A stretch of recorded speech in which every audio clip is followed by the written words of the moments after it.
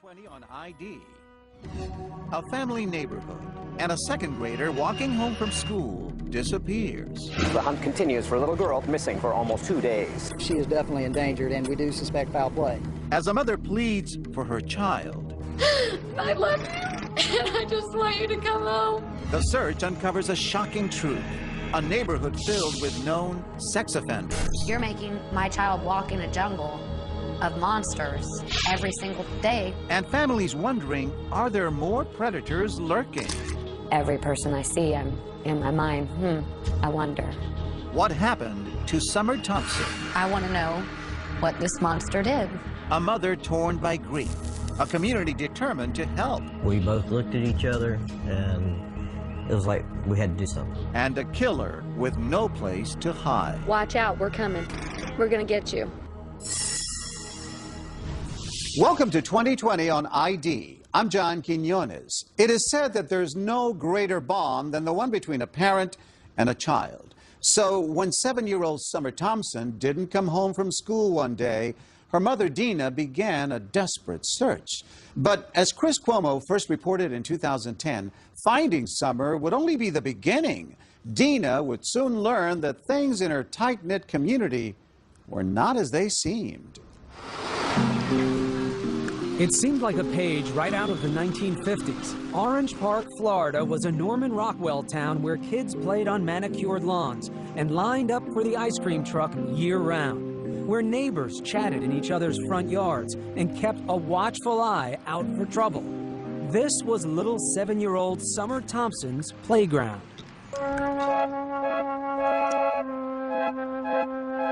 They nicknamed her Grace. Because she was so klutzy. I mean, she could not walk and chew bubble gum at the same time. But she loved to dance. She wanted to be a ballerina. But there was nothing awkward about Summer when it came to showing her affection. I mean, she just wanted to hug everybody.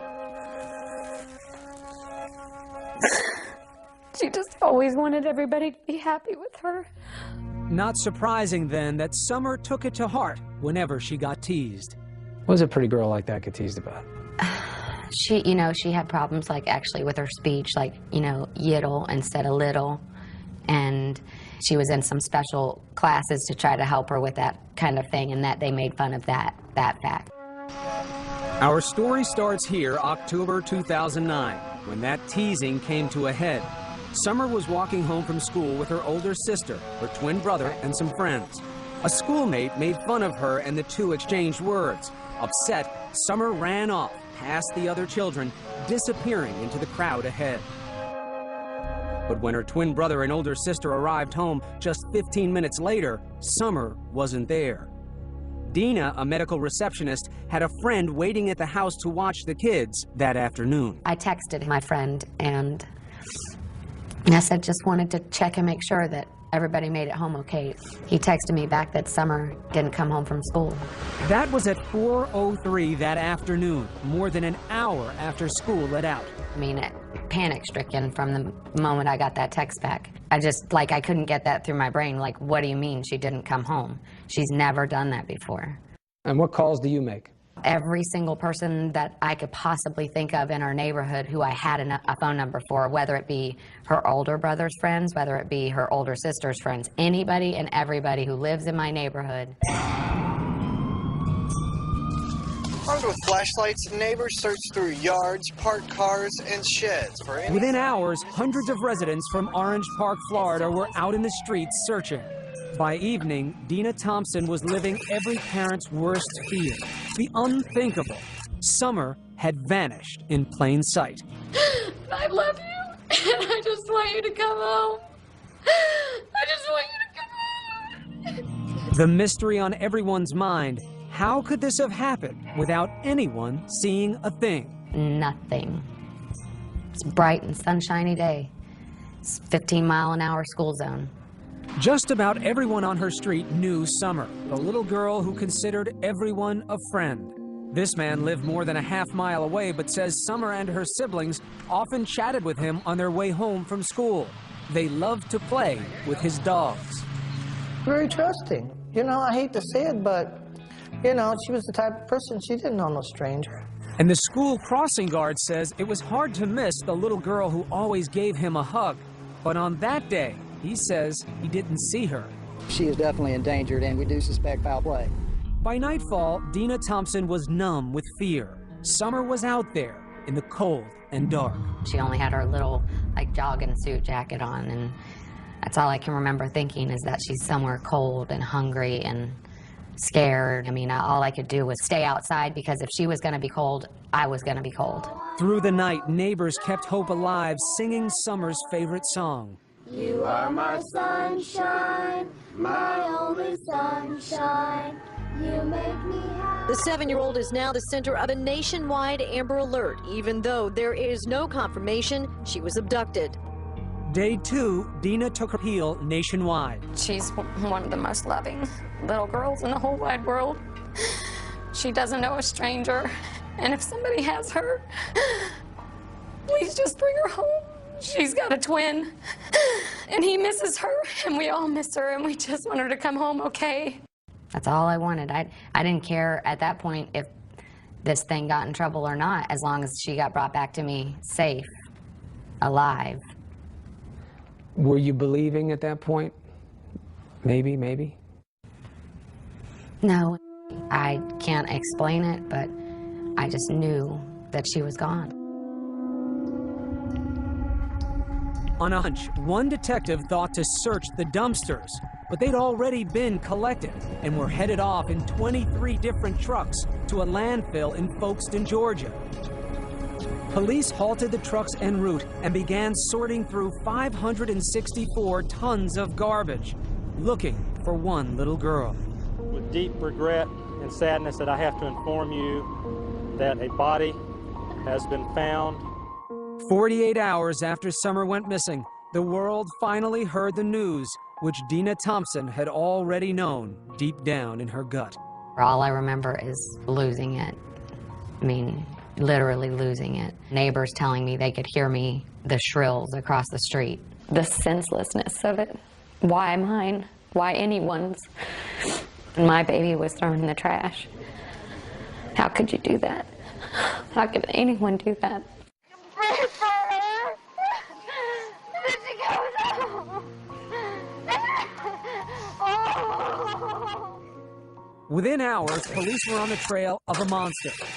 There is a child killer on the loose, and that's why we're going to catch this person and bring him to justice.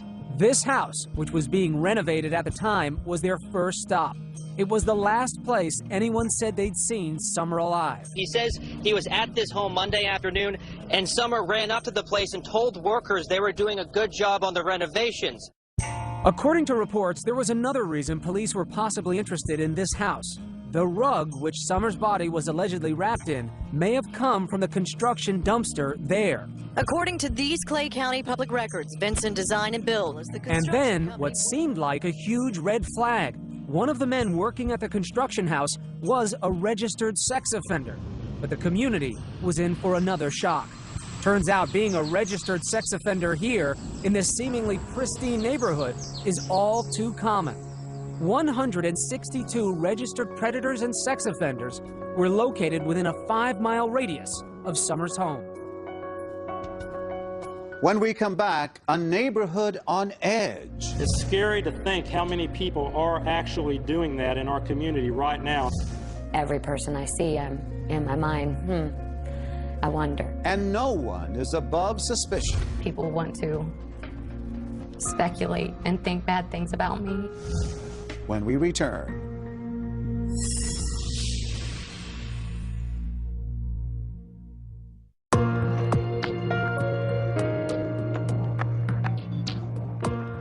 Seven-year-old Summer Thompson has vanished while walking home from school.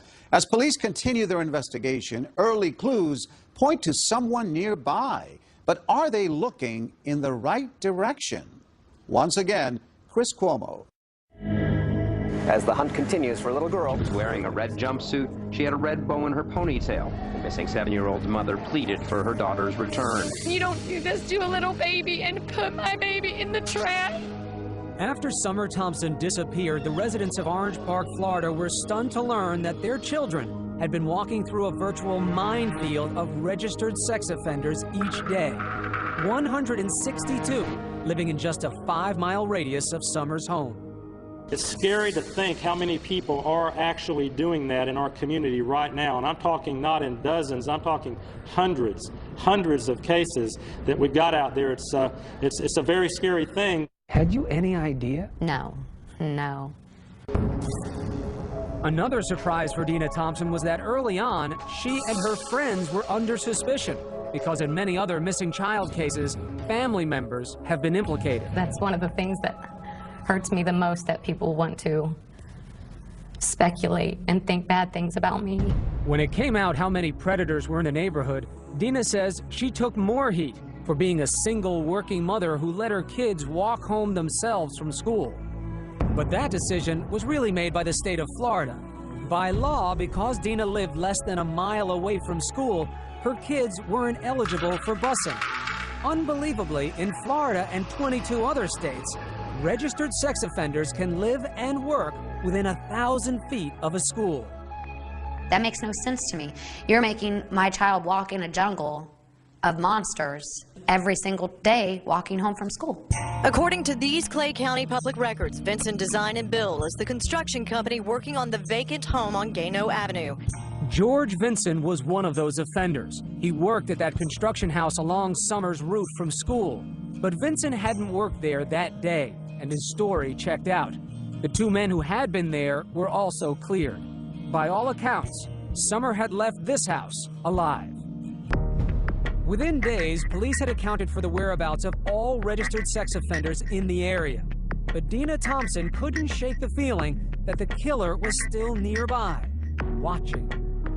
Every person I see, I'm in my mind, I wonder. Neighbors told us they too eyed each other with suspicion. Just it makes you just not feel comfortable and not feel safe in your own neighborhood. It's a shame. Several of them voiced concerns about an older man living just down the street, known as Grandpa Charlie, whom they said often took little girls for rides on his bicycle. But further investigation cleared Grandpa Charlie of any connection to Summer's murder. Police then turned their attention to another man. This one lived closer to Summer's school. There's only one house between the one where Summer was last seen and the corner where the crossing guard says he never saw Summer pass by. That home is owned by Richard Corpus. Come on, let's go. Corpus is a 55-year-old handyman who works out of his home and spends a lot of time talking to kids. I'm always outside. I mean, I see the kids in the morning, I'm loading up my equipment. I see them in the afternoon. I'm, coming in from cutting grass. I got lots of kids that pass by. We first met Corpus a few weeks after Summer was killed. We found him standing at the corner near his house, greeting children on their way to school. Here he is pulling out his new puppy from inside his vest. He says kids love dogs. I still will go out and greet kids and let them pet my little dog, because I think it brings happiness to the kids in the neighborhood. Corpus says he used to find Summer with her face pressed up against his chain-link fence. Just so the dog will go and lick her face. Because she always ran out to pet every animal. Dina knew her daughter was drawn to dogs, and it had always worried her. It would drive me crazy. I'd be like, Summer, I know you love animals, but you don't know these people, and there's bad in this world, and it would hurt Mommy so bad if you never came back. And my worst nightmare is here. Over the next month, police honed in on Corpus. He says they seized his computers and monitored his calls. I'm not a predator, but I can tell you this, every time the police walk in my house, I start shaking. I know they're following me. I know that they're into my computer, looking, analyzing, and I'm not trying to get emotional, but I'm telling you quite honestly, there are 30 kids right now that are waiting for a Santa Claus. That's because Corpus usually plays Santa at the local Filipino club each year, but not anymore. Because I'm afraid one of these parents will turn around and try to make me out something that I'm not, but just a good, kind man. Corpus says the neighbors had it all wrong. He says he wants to protect the children. I really watch these kids. It's like when they come home from school, when they go into school, like especially at the end of school. But, the reason I watch the kids is because I'm scared for their safety. When we get back, police keep Corpus in the crosshairs, but turn their attention in a new direction. Why did the shed at this house suddenly disappear? He would run from the shed back there and just run back and forth, back and forth. He'd be out there sometimes 5:30 in the morning just running. New suspect comes into focus. Stay with us.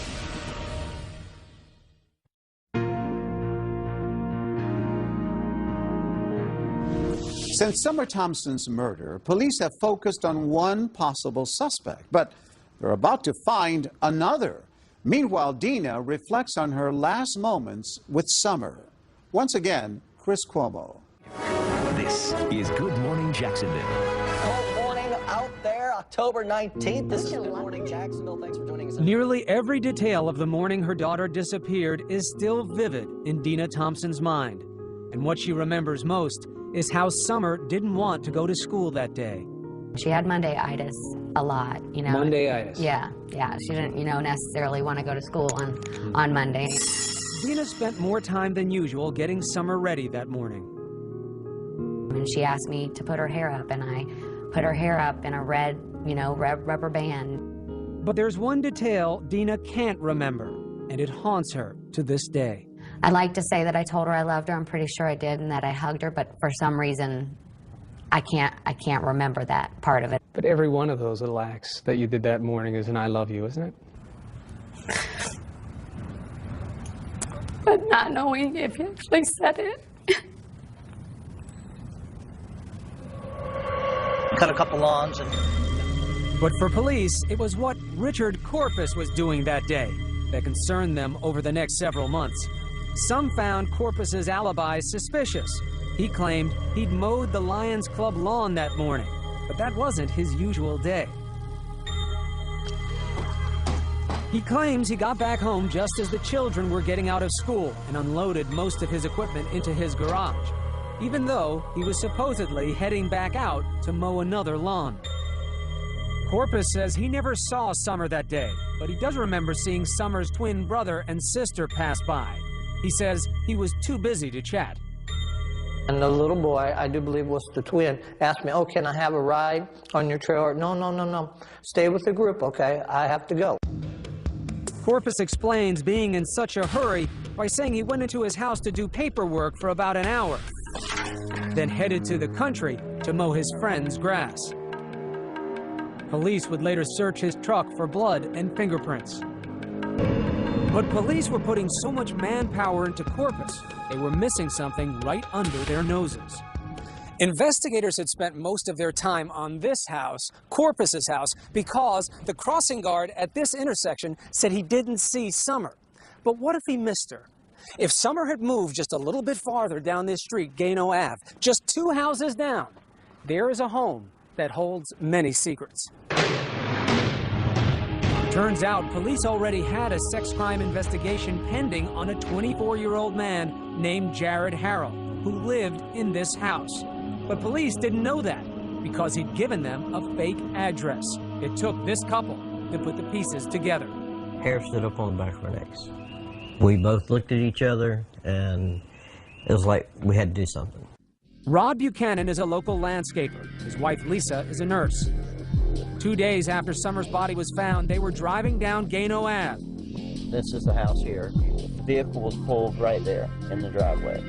When they spotted Jared Harrell's car at this place, just 3 houses down from the last place Summer was seen alive. Just a gut instinct, just get that sick, icky feeling. We got goosebumps. 2 months earlier, the Buchanans say their children had discovered Harrell's chilling secret. It started when they say they found he'd been stealing things from them while living at their apartment and asked him to move out. They say Harrell left immediately, but he left behind his computer. That would be a mistake.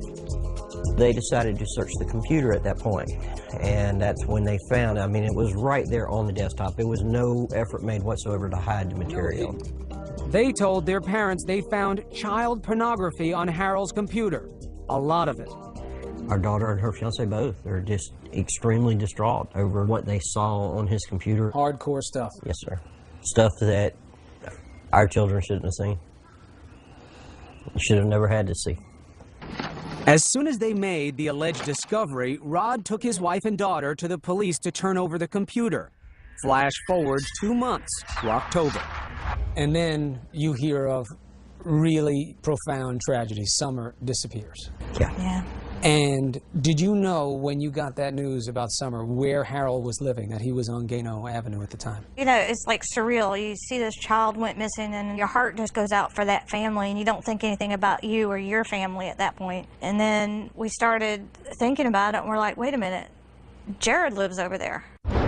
Rod and Lisa say they drive by Harold's mother's house on Gano Avenue and discover his car parked outside. We both looked at each other and just go, oh, wow. At the time, police were still combing the area for clues to Summer's killer. Rod and Lisa say they drove to the command center and spoke to the lead detective. We informed him that our children had turned in a computer that contained a lot of child pornography and that Mr. Harold was being investigated by the sex crimes unit. So was the detective able to tell you whether or not they had put this together before you gave him information? No, they had not. He was being investigated on child porn only. And not only did the police not know what you knew, but they had been misled by Harold. Correct. And couldn't place him in the vicinity of Summer even if they'd wanted to. Correct. Correct. Public records show Harold's family had moved out weeks earlier, but neighbors say Harold was still coming and going from the house on Gano Ave even after the family moved. Still, could police put Harold in the house the day Summer disappeared? The holidays arrived and Dina Thompson still had no face to put on the monster who killed her little girl and threw her in the trash. What is the hardest part in all of this emotionally for you to deal with? Just knowing that I'm never gonna get to see, you know, her look up at me and smile. I feel like I'm stagnant water. I'm in neutral. I can't move forward until I have some of these answers answered for me. I have to know for my own peace of mind what happened to her. You don't think knowing some things like that could destroy you? No, I think that what I have built up in my mind can't be any worse than what they're going to tell me. Just a few blocks away, detectives were still keeping surveillance on Richard Corpus and waiting for his DNA results from the lab. But in early January, police got some news. Richard Corpus's DNA was not a match. That moved Jared Harold to the top of the list, and investigators set out to get his DNA for testing. But in many ways, Harold seemed an unlikely suspect. It appeared he came from a civic-minded family, well-regarded in the community. His stepfather, General Daly, had been highlighted on a local station for his volunteer work during emergencies. General Daly is part of the Duval County Amateur Radio Emergency Services. And Harold's mother, Annis Daly, was a marketing manager for a local chamber of commerce. Her business profile boasts a loving family. But nobody knew the unimaginable truth about Harold's family life and why 21 years ago, a Mississippi judge had ruled his mother unfit and her children had been taken away.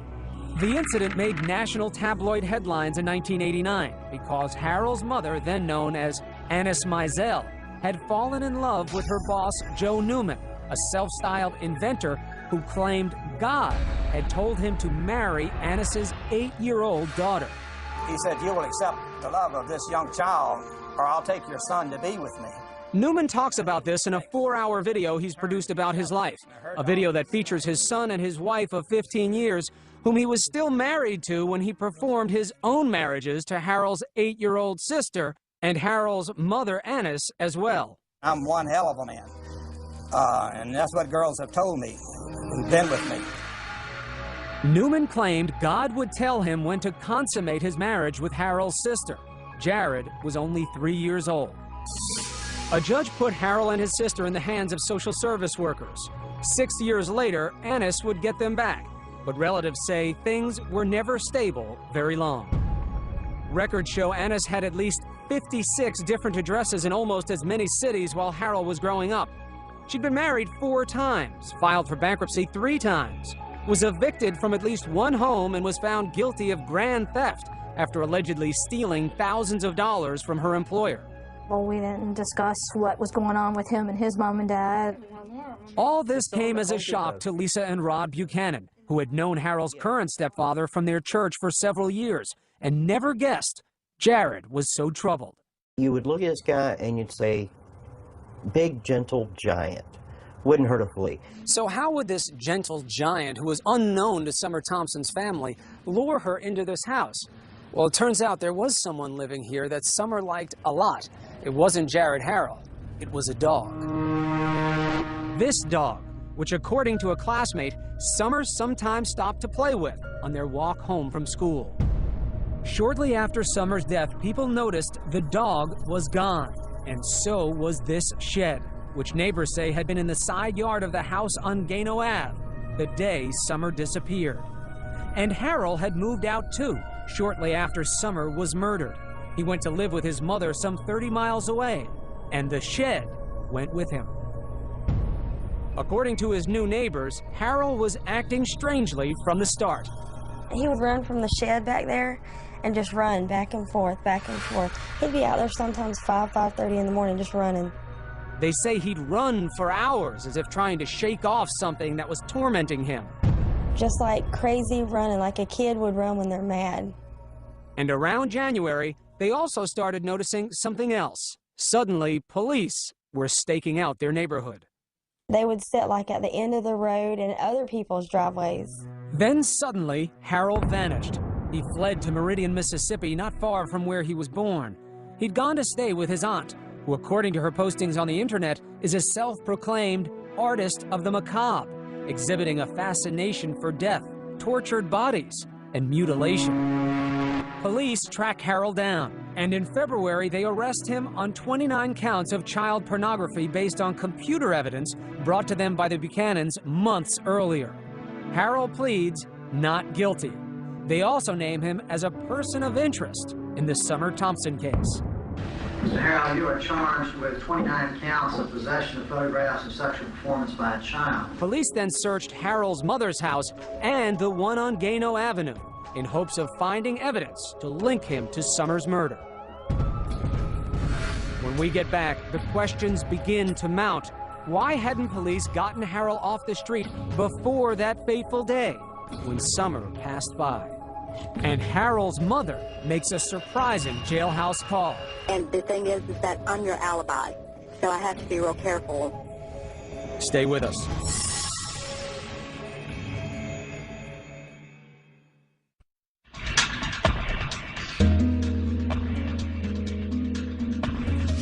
Jared Harrell is in jail on child pornography charges, and police have named him a person of interest in Summer Thompson's murder. But why had it taken so long to arrest him? And would authorities find enough to prove their case? Once again, Chris Cuomo. Police worked late into the night as they searched both houses where Jared Harrell lived, looking for evidence to link him to the murder of Summer Thompson. I never really noticed him. I never really suspected this guy. 2 houses away, Richard Corpus, the man who police had suspected for months, was breathing a sigh of relief. If I didn't have a family, I'd probably be dead. I probably would have killed myself around Christmas. Because that's how deep it got to me. Because I couldn't clear my name. In the meantime, Jared Harrell was sitting in a Mississippi jail on $1 million bond. A few days after his arrest for child pornography, Harrell's mother gives him a call. Keep your chin up, keep your mouth shut, and get an attorney. Trying to just don't believe anything. Honey, I don't believe anything. Trust me. And the thing is that I'm your alibi, so I have to be real careful. Police records say Harrell and his mother both claim they were together during the critical hours that Summer disappeared. So who was this 24-year-old who still lived with his mother and depended on her financially? Relatives say Harrell had always been overweight and slow in school. He'd often been picked on, even by his 2 younger stepbrothers. His MySpace profile, taken down just before the arrest, paints a picture in contrasts. There was the 250-pound kid who could laugh at fat jokes on YouTube videos. Is this face really strong enough? And then glimpses of someone who can't take it anymore, seemingly wanting revenge. Tops on his playlist a song called Waking the Demon, in which the victim of bullying is transformed by blind rage, viciously attacking and killing his tormentor. A peek into the mind of someone who's about to snap, or nothing more than just teenage angst. We were lucky that when they threw him out that he didn't go off the deep end and kill him. To be honest with you, that's what I thought. Rod Buchanan's daughter, Katie, was Harold's former roommate. He says when Katie turned in Harold's computer 2 months before Summer went missing, she told police she feared Harold might have done more than just look at those pictures. He might have known some of the children. After all, Harold had plenty of access to kids. He babysat the children of family members, and they lived in a neighborhood filled with young children. But it would take 6 weeks before police would get a search warrant to look at Harold's computer, and several more months would pass before they searched Harold's home, even though they'd been tipped off by the Buchanans that Harold lived nearby.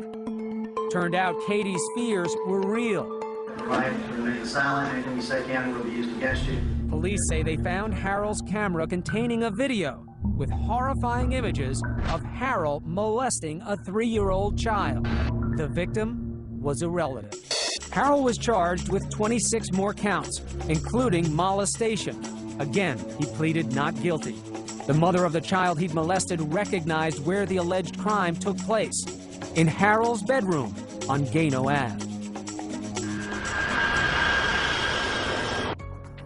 And the question on everybody's mind was, what took police so long to get Harold off the street? What if they had acted sooner, when the computer had first been brought to their attention back in August? Would Summer still be alive?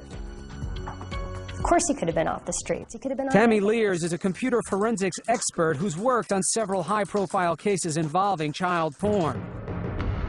She says the concern that Harold might have known at least one of his victims should have been an immediate red flag. That is probable cause in all of the cases I've seen. That was enough to look. That was enough to go in and get a search warrant so that they could do a forensic preview.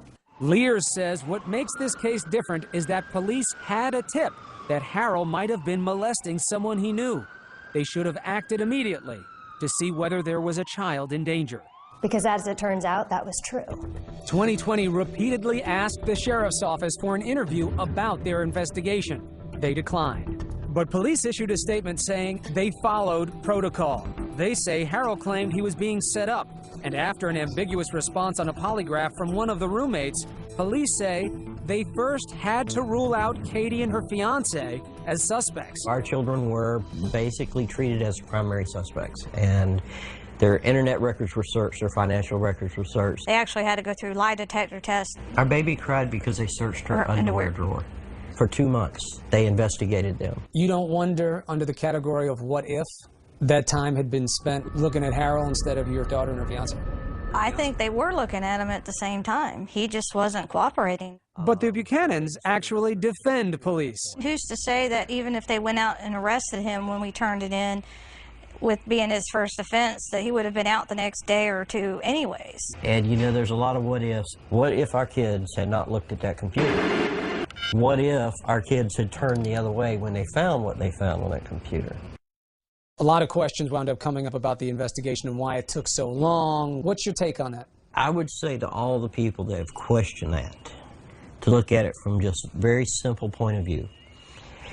If I came up to your house or your office, picked up your computer and walked it into a police department and told them that it contained something illegal and that it belonged to you, would you expect the authorities to rush out and arrest you and ruin your name, your life, your reputation, all on my say-so? So you're forgiving of the timeline. You say these things take time. Yes, absolutely. Buchanan says it wasn't what police did that bothered him. It's how the public reacted, harassing his family after news broke, even making death threats. I really expected the public to be behind them 100%. I expected the public to be out there saying, wow, way to go, guys. They've been accused of turning on a family friend for a reward. Ironically, they can't even get the reward because they turned Harold in to police instead of to the Crime Stoppers hotline. Buchanan says they could have used that money to pay for his children's therapy because of all of this. She still has nightmares. And the stuff that she saw was so horrific that she can't get it out of her head? It's just burning images. Even the detective told us it's stuff that no one should ever have to see in their lifetime. When we get back, police finally say how Summer was killed, and the family is overcome. Stay with us.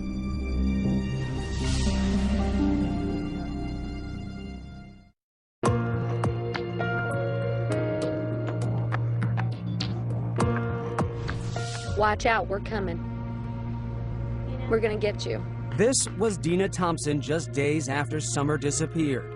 And this was 5 months later, after news broke that Jared Harrell had been charged with the murder of her little girl. Jared, Harold, we got you, and you ain't getting away. Police said they had a DNA match along with other forensic evidence. He contacted Summer as she was walking home from school. We have evidence that will show that Harold assaulted Summer and killed her and dumped her body in a dumpster, which ultimately ended up in a landfill in Folkestone, Georgia. They were certain they had their man, but Harold pleaded not guilty. I mean, I want to talk to him. Months earlier, before she ever knew whom would be charged, Dina told us she wanted to meet the killer face to face. What would you say? Why? Give me your best excuse, your best reason as to why you had to do this. I just want to hear how pathetic he is. Did somebody tick you off that day? Did, you couldn't get a woman your age? But after the arrest, we wondered whether the passage of time or learning about Harold had changed her perspective. Does it help you understand where he got it from, how he got to this point? No, I don't feel sorry for him. You make choices in life, and all of us go through trials and tribulations. I've been through similar circumstances in my life. You make choices. Stop the cycle, end the abuse. Don't do this. After Harold was charged, Dina finally did get a few answers, but they were difficult to hear. Just hearing asphyxiation, that's enough to destroy you, to break you down. While Dina was talking, her sister was overcome and fainted. At the press conference, your own family couldn't take it, hearing it. You still have a desire for detail with something like this? I have to know. And I feel like I deserve to know the intimate details of what happened to her. She was my baby, she was my responsibility, and I want to know what this monster did. I was there when she came in, and I want to know if she had to suffer when she went out. And after all the shocking information this manhunt has unearthed about her neighborhood, Dina told supporters, I'm glad he's behind there, but there's many more lurking in the depths, and that's what we've got to try to figure out, how to get to them. Nobody's safe. What hurts the most is that as a parent, I feel like I failed. Do you blame yourself? Absolutely. Why? Because I'm her mother and I was supposed to protect her. I was supposed to keep her safe. And I failed at that. You failed. You failed by sending her off that morning, doing her hair and telling you that you loved her, and sending her with her brother and sister like you did every other day? I know that it doesn't make sense. It doesn't have to make sense though, right? Not to a mom. But at some point you have to let that go, right? I guess eventually, but I don't know when that'll be. Dina says right now she wants Harold to get the death penalty, but she finds little comfort in seeing justice served. You set yourself up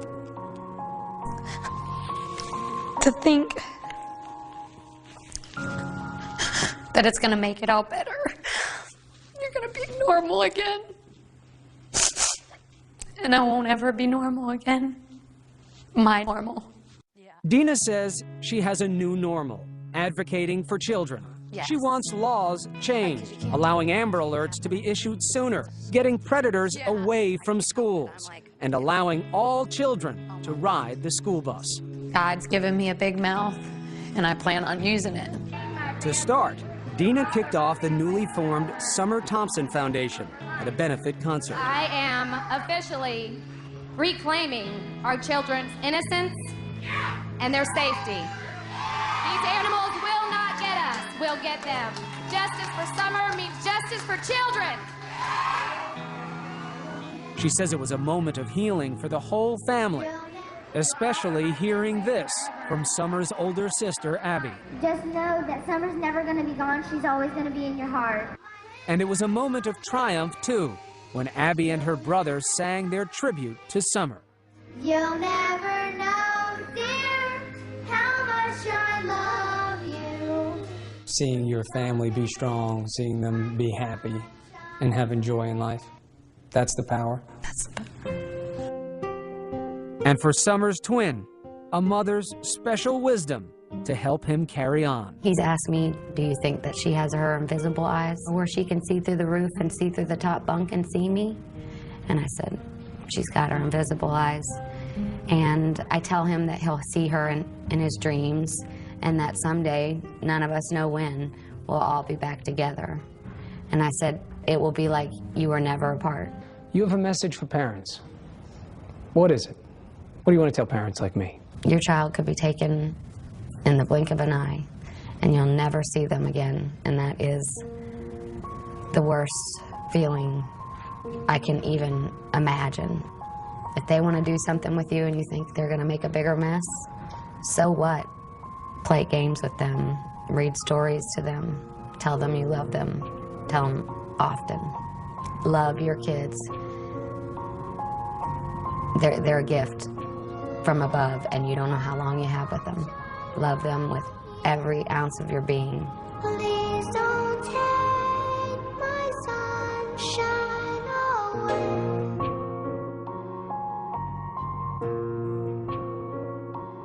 Jared Harrell later pled guilty to the murder of Summer Thompson. He was sentenced to life in prison.